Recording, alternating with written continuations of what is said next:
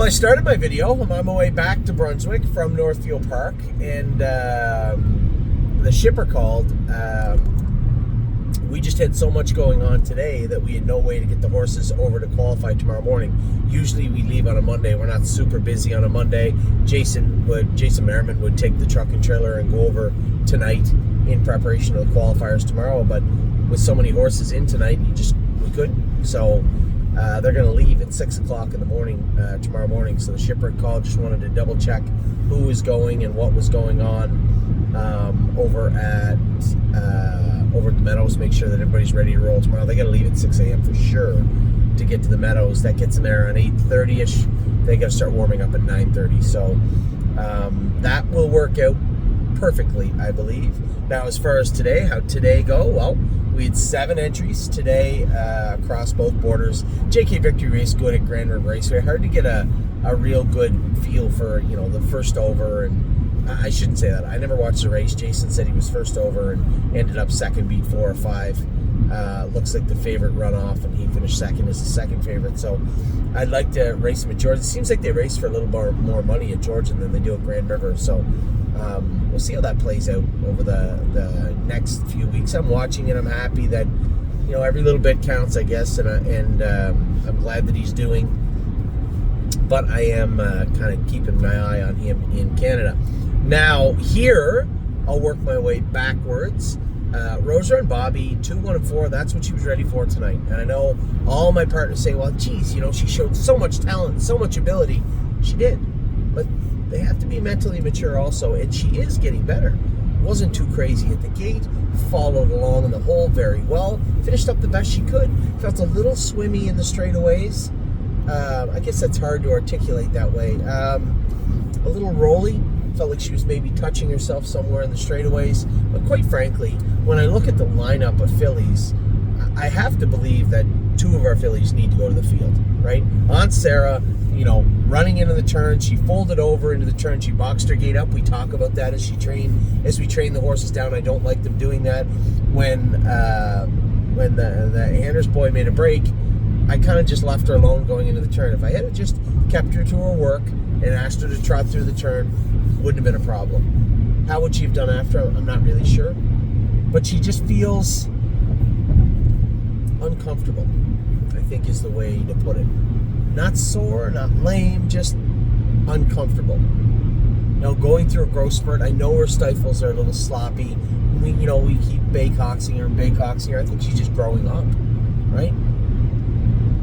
And again, when you look at the list of horses, what are we doing chasing these horses with Aunt Sarah and Rose Run Bobby when they've both shown lots of talent training down? They have class, they have back class behind them. I mean by that is, I shouldn't say that, they have pedigree behind them. Both of them have always shown a willingness to do their work. Never shied away from a heavy day at the track. I don't think there's any reason not to turn them out at this point and bring them back. So that's exactly what we're going to do. Rose Run Bobby, Aunt Sarah are going to the field. Now, we'll get to the good news. We had a whole bunch of other horses that raced really, really well. We almost ended up with a win in 3 seconds. I guess if I want to be super optimistic, we almost end up with 2 wins in 2 seconds. I wasn't going to beat that horse of Dan's. I think if I had him come to the outside in the last turn and give him a run for his money, I might have got him, maybe. He looked like he was kind of home and cooled out, though, to me. But, man, Jolene Hall raced very, very good tonight, finishing second to that filly of Dan Noble's. Steph's Hope was very good. I told you guys, when she qualified, we asked her to do a lot going into Scioto. She did the best she could, and that's what she could muster. And then you bring her back up to Northfield Park. She was very, very good tonight, and she will get better. I'm certain of it.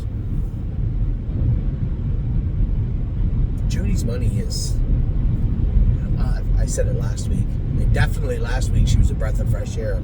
But in general speaking, this year, she has been our dark horse, right? She was very, very strong tonight. You'll notice too, for those of you watching the fines and suspensions, I could not, for the life of me, go 2 laps around the track officially without going through a pylon tonight. Now, they put the big inquiry up for Judy's Money, and they called me after. I said, easy. I went through one pylon and won by 7 lengths. We needed to put the big inquiry up and have it flashing. Oh my God, hold all tickets. Come on. I went through a pylon. It's going to cost me $100. I come right back out and did it again with Megan's lucky day. I went right back out later on and did it again with Aunt Sarah. I got at least 3 pylon violations. That's James. That's not me. I don't generally do that. I just couldn't for the life of me. Two of them. Now, you think of how many pylons are the racetrack. 2 of those races I went through the exact same pylon. Either way, Judy's Money was very, very strong tonight. What a nice filly she's turned into be. What a nice filly she's turned into be. Megan's lucky day could have been second just as easily as fourth. She raced good too.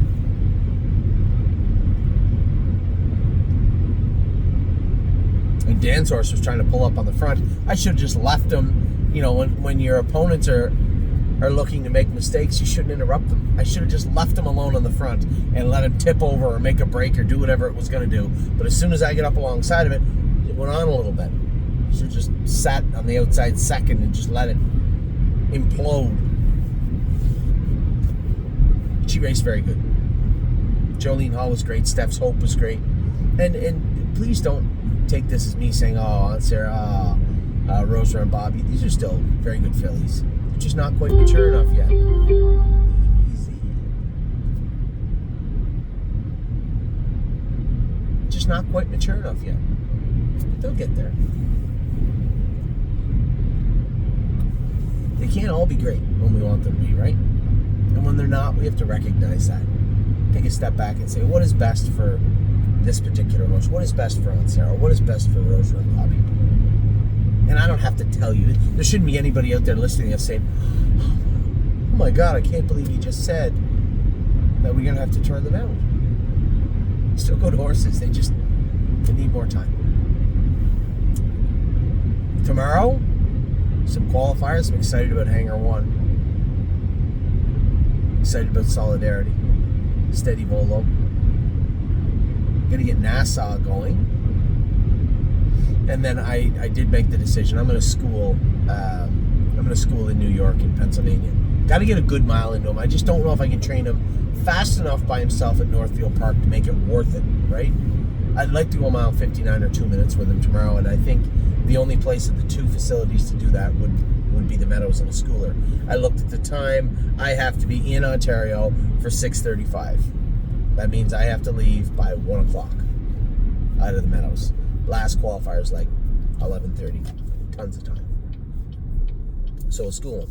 I got to scoot my way over to Ontario. I'm going to go with Delicious Stone DK, and I'm going to go with Simply Chaotic tomorrow. My main goal for tomorrow, aside from getting those horses qualified, is to get this colt squared away. Simply Chaotic in Ontario. Fast forward another day. Melisandre, I'm not going to go over who's driving Melisandre. I thought it was Brady, but it's going to be Sean. Well, he drove her last week, so he knows her. I only had a couple of drives in the Meadows. It didn't make much sense for me to go over there, especially when we got such an important day ahead on Wednesday. The Colt division, but this is the Gold Colts. And we have Diosa Della Danza. I looked up the lines for that race in Diosa Della Danza. That is a salty crew of Buckeye fillies. I can tell you that right now. First start on Lasix for her.